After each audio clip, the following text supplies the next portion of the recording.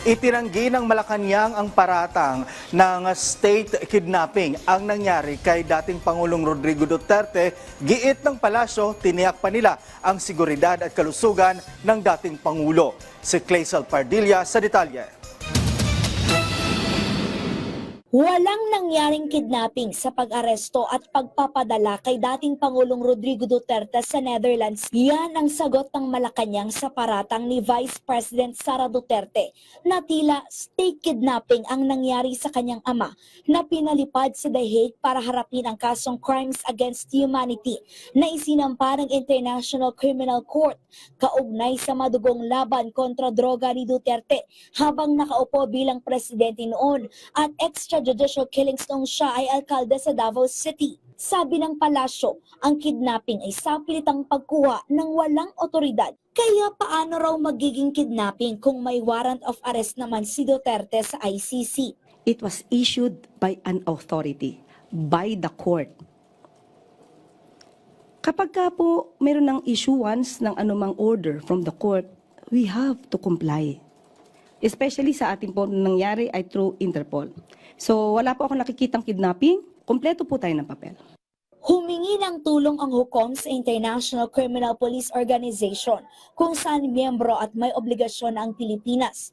Tiniyak ng Malacanang na dumaan sa Standard Operating Procedure ang dating Pangulo.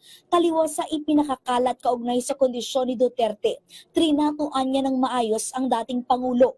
May kasamang abogado, piling security personnel at nurse para tingnan ang kanyang kalusugan.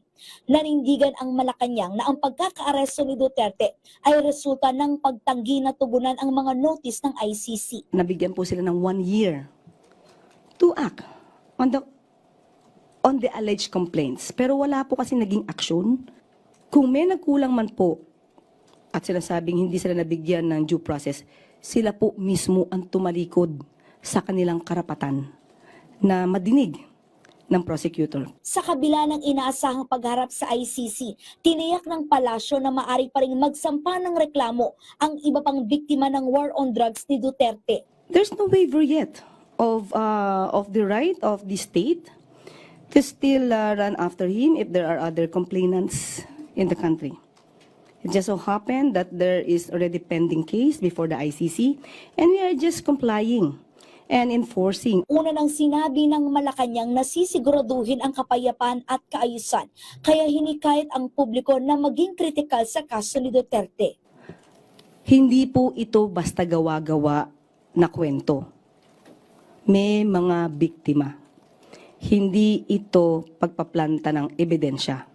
Hindi galing ang kaso sa Pilipinas. Ito ang kaso ay pending sa ICC.